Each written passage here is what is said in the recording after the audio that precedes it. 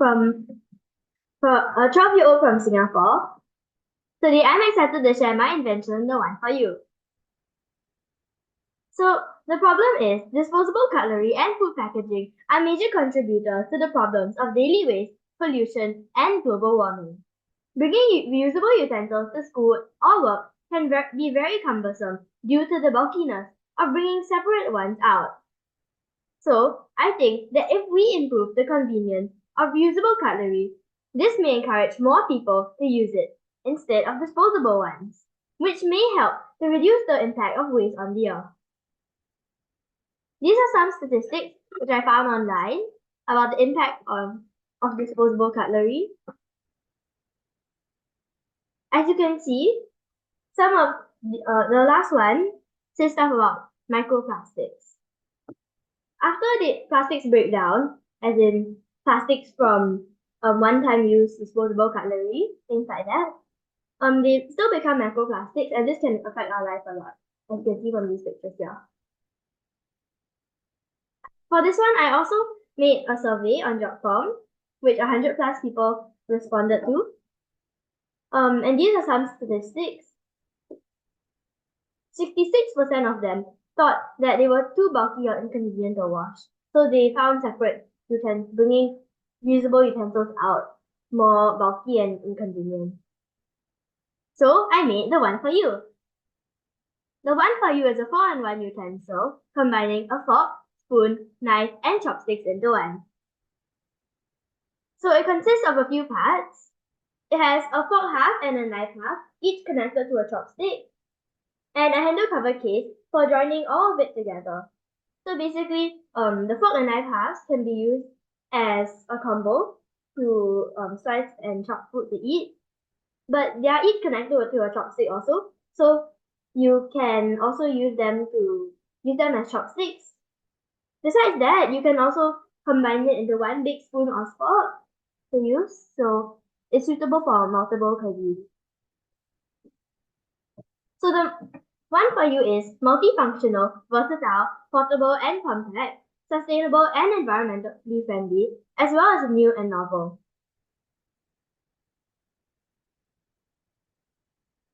These are my target audiences.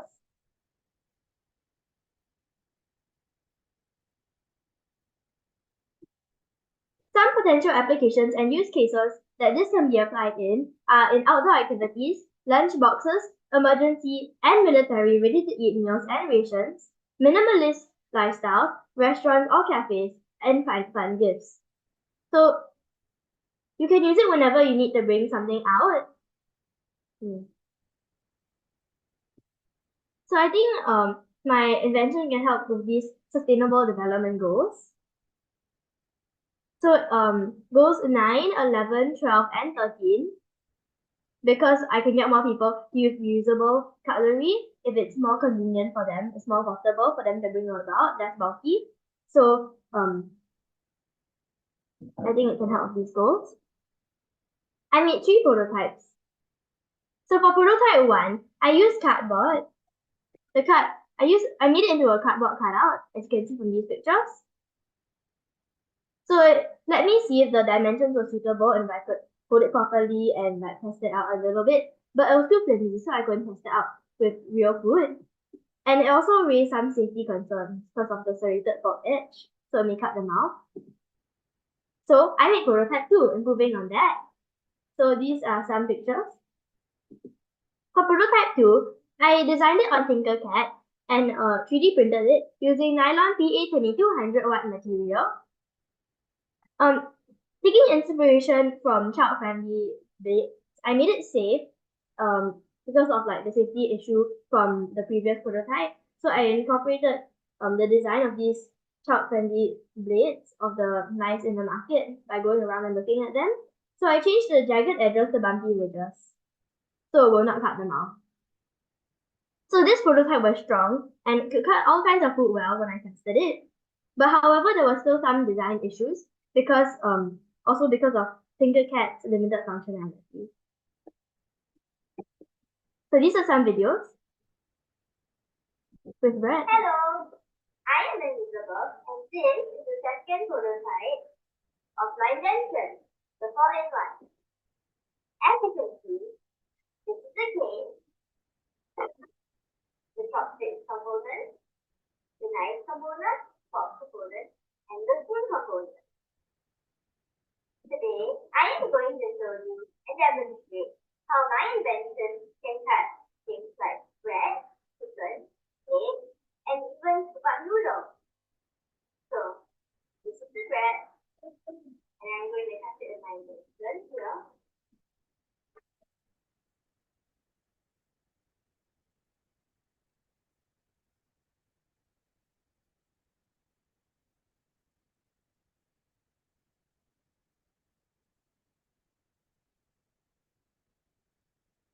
Thank you.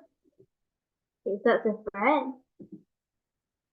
And this is a chicken wing. Next, I will demonstrate to you how my invention will cut chicken wings as well.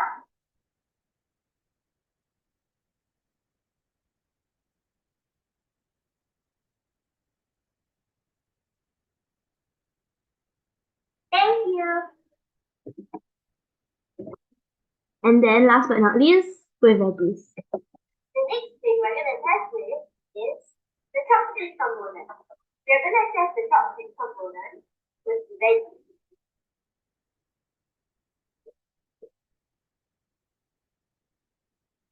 Thank you. So,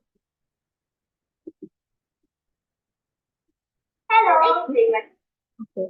So then afterwards, I made prototype 3. These are some pictures with polymer plastic. So the challenges I faced were also that when polymer plastic cools, it will harden. So because of this, after heating it up, I had to quickly mold it and then reheat it when it hardened and then keep molding it again. So when you reheat it, sometimes it will get deformed. So you have to do it fast and put the timing right. It was also very hard to cut it down the middle for the blade. The improvements that I made were I could identify the flaws quickly and alter the measurements on the spot because I could just adjust it quickly. So despite using this, there was still a small gap, so affecting the functionality because the liquid that if you're using the spoon, the liquid will just drop off, right? So that was not too functional. So that's one of the big major problems. These are some videos. Hello, I'm Elizabeth. This is prototype 3, and today I'm going to be testing it on real food.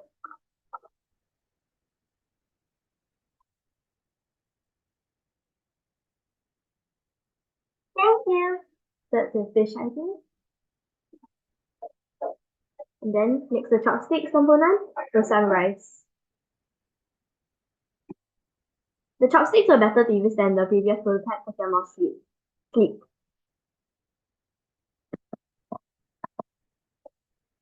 So in the future, I hope to try out different materials, improve on the dexterity, as well as try out different programs to improve this design. So after speaking with Mr. Lee, the maker coach at Temasek Polytechnic on 6 September, I decided to redesign the blade to eliminate gaps and improve functionality. The new blade will have a diagonal cut with overlapping half like this one. This is the design for the next blade in prototype 4. What I'm planning to do for prototype 4. So not only will it be more watertight, it's also sharper, so more effective. Thank you. Any questions?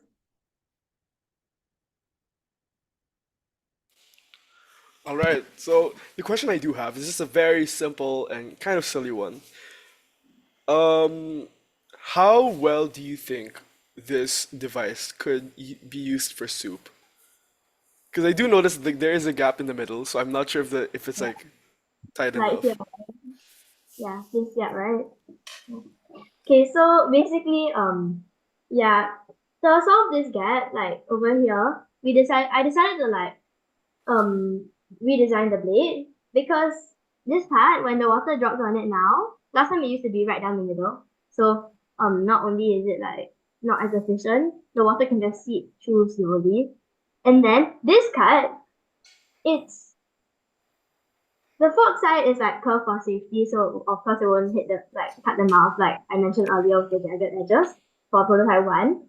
So it still solves that problem, but at the same time, this part you will see if you think about it, the soup or any liquids you put inside, it won't go through as fast or as much. Hopefully it will be like nicely watertight. And of course these are just prototypes. I'm hoping that when I manufacture it like officially, then it will be better as well. So over here, this will also make it sharper so you can like, cut food better. So yeah. So even though like in the other prototypes here, it had some like gaps, right? So soup and liquids it isn't as effective for these ones. I'm hoping that this blade, when I test it out, it should be better. All right. By the way, I am checking our attendees. I'm not sure if our next presenter is here because it actually is supposed to be time for our next presenter, which is going to be about, I think they're going to be talking about unschooling, which is a very interesting concept. But if they're not here, we can continue to ask questions to Elizabeth, which I can already see Simon getting excited for. So, just one last question from me before I know that Simon's gonna take the stage. So, Elizabeth, these seem to be very kid friendly for obvious reasons. They're designed to be that way. Will we ever get any like colored designs, obviously to make it a bit more fun? I see Hopefully a next time nod. when I manufacture it, and then I think I'll make maybe like some versions. Maybe you can make like the normal version, and then if I want to, I can also make maybe a kid version. Because like you know how like we have like smaller hands, right? Sometimes so it may be a bit harder for us to like hold it sometimes. So we're hoping I can make a kid friendly one. And yes, I think different colored designs would definitely be very fun. Okay, I love that. I love that. Okay, so Simon, I know you already have something in mind. Yeah, Go yeah. ahead, Well, my friend. no. I got a couple of questions. One is as Elizabeth, as you were showing me that, I thought, but surely there must be lots of products like that in the market. And you stated that you've done some research and there isn't. I did a quick look on using ChatGPT, and yeah, there's nothing. There's lots of products out there that that do little bits of this, but none as an all-in-one utensils the way you've shown. So that actually surprised me. And then I thought, going back to my area of being an entrepreneur, well, okay, well, would I buy one? And I realized I'm probably not a customer segment for this. And I thought, well, who is? And this is the interesting part because I think I've noted down some customer segments, and this might give you some ideas of the commercial side of this. So I've noted down that this sort of invention could be very useful for travelers and backpackers. I think they're a customer segment that this would really benefit. And along those same lines, people that are campers and hikers. So it's these outdoor type of people and people that are traveling, and when you're talking of traveling, people that commute and office workers that are taking their utensils into the offices and around each day. So there's a big market for it. There's the whole student market that bring a little bit like office workers, as well as you've identified the eco-consumer, conscious consumers. But you've also got, slightly off track from that, you've got people that love gadgets. So that's the nearest to me. I quite like gadgets. So this would be a quite a sort of a dad type gadget thing that would be quite cool. And that's sort of with the gift market as well. So there's lots of markets and customer segments for this sort of invention. It's quite a commercial one, which is interesting. So you could target it differently for each customer segment. You could produce something that's a variation, as you know, on colors, and where we're making it more vibrant. You said for the kids, but Um, Also, for you could make versions of this for each particular customer segment that does the same thing. So I think there's a lot of commercial potential for inventions like this because of the amount of customer segments you can target. So that was my basic feedback on that. Thank you.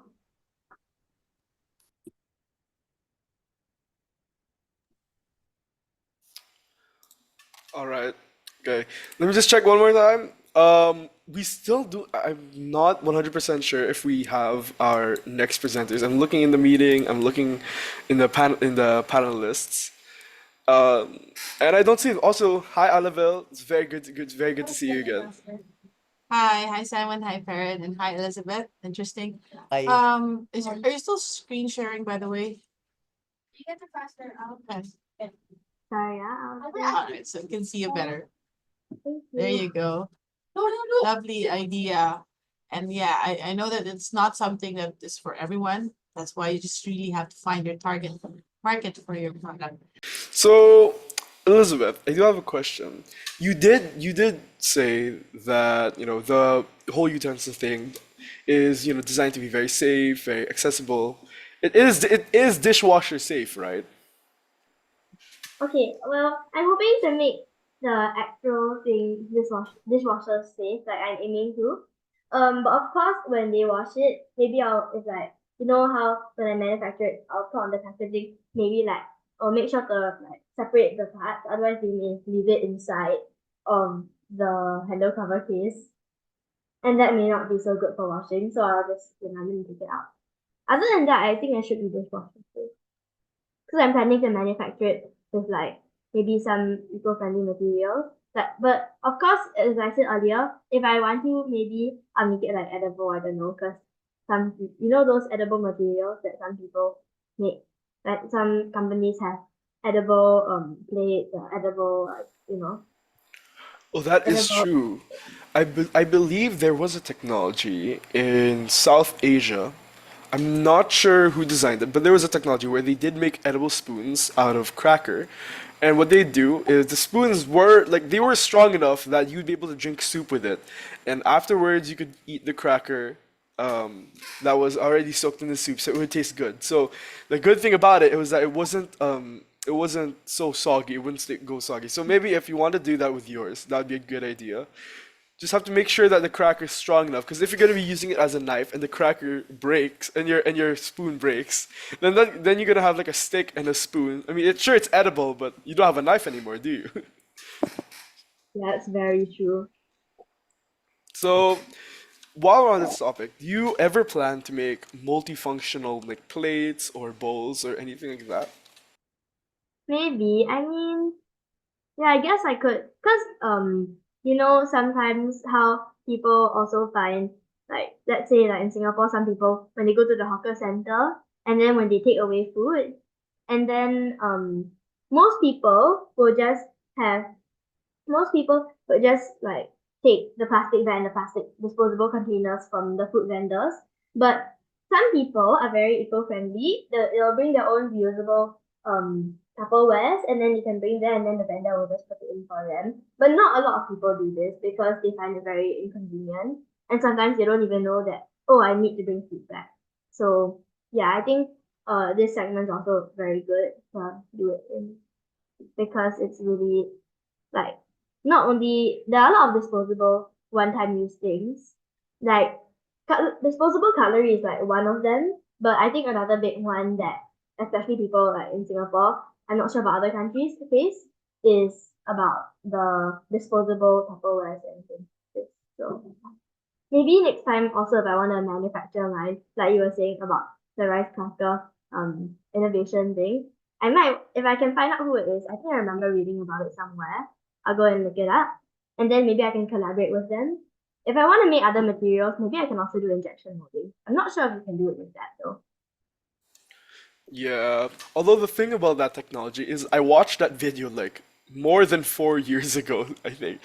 So whoever they are, they might be, who knows where they are. I mean, you could try collaborating with them, but they might be all the way across the world or somewhere. They might be They might be next to you, they might be in another country. So I'm not sure. You could, but you could always try. Who knows? You could always try. So Yeah, I'll just break that. so here's another question. When you were designing this 4-in-1, did you ever like was your initial idea to make it 3-in-1, or was the 4-in-1 thing already your first idea? Because I see a lot of people, they're like, oh, 2-in-1 and 3-in-1, but like having four different uses in one invention is like that's a lot of thinking required to come up with something like that and how it's gonna work. So was that your initial idea, or did you come up with it eventually after like doing a lot of designing? Well, for me, like when I saw all of the different, like, the 3-in-1, all the different 3-in-1 things, so I was thinking like this can only be used for like some cuisines. I mean, it can be also used for noodles, for us, but some people like prefer to use chopsticks and things like that. So I feel like the more that we have, then probably we can expand it to more cuisines and more people use it. So I was thinking like, how come no one's done like something with chopsticks before? Because I know in China it's used very widely. In Singapore, some people also use it quite a bit. So I think that will probably be a good idea to use. Maybe more people will try to use it. Um, then that's how I also came up with the handle cover case, because I was thinking like how do you put it together. So I came up with the handle cover case. But yeah, because I think that it can expand to more different, like, what's the word? Maybe like different types of food of different cultures. Especially like here in Singapore, we really encourage a lot of different cultures and traditions. So this can be used for more people also. That's true. I did try eating Singaporean food once. I went to this restaurant, and there were like a billion different kinds of food. Like there was noodles, and then I'd have to eat rice, and then I'd have to eat this. So if only I had your utensils, I wouldn't have to keep on switching between like my. I had to have like a whole separate plate just for utensils, just like with forks and spoons and knives and chopsticks and all that. I had to get if I had your invention, I wouldn't have had a whole separate plate that's just for utensils. So you would make my life much easier if I were able to just get my hands on that invention. Mm. All right. Thank you so much. It really is an interesting invention.